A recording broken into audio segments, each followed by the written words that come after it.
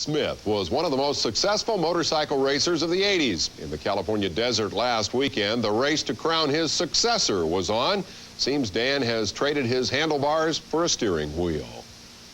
Well, I've switched from racing motorcycles to racing off-road race trucks. I got a deal, and my new sponsor is Ford Trucks. Here's a look at Dan in his heyday, en route to a remarkable 5 consecutive Hare and Hound championships. Though he went out on top, he misses the action. I'd love to be out there with him, to be honest, but you know, it's a conflict with the other deal, and you know, that part of my life is over now, and I still enjoy coming out here and rooting on all my buddies. Following Dan's retirement, somebody else will take home the trophy from this race, held very close to the middle of nowhere. Among those out to succeed Smith is his longtime friend Larry Rossler, considered the senior citizen of desert racing. I'm proud of that, but at the same time, for these young riders, you know, it gives them something to go for.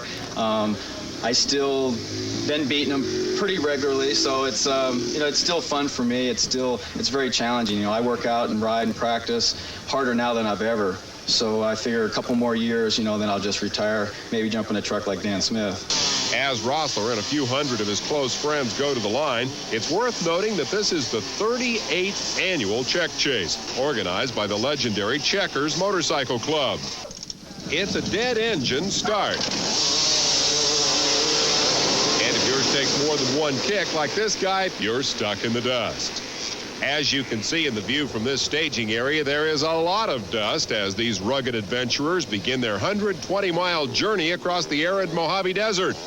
Carrying on in Dan Smith's absence is number 4 Danny Hamill, Smith's KTM teammate from a year ago. Hamill found himself in a seesaw battle with Rossler for the lead. The few spectators, including this future desert racer, are mostly friends and family of the competitors. I'm thinking these guys will be the future stars of the sport once they're old enough to have front teeth and their own motorcycles.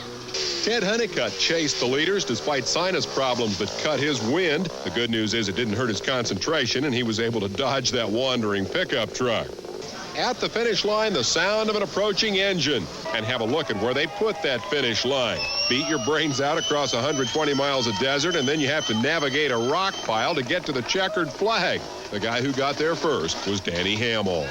I just tried to ride smart all day. I knew it was going to be a long, tough race. I just tried to save my equipment all day long.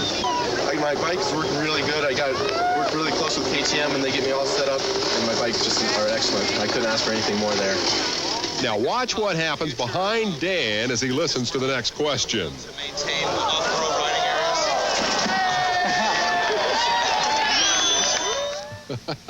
areas. Well, that was Paul Krause, who rudely interrupted Hamill's winter interview with his 4th place finish. And by the way, Danny won that race on his birthday. Now let's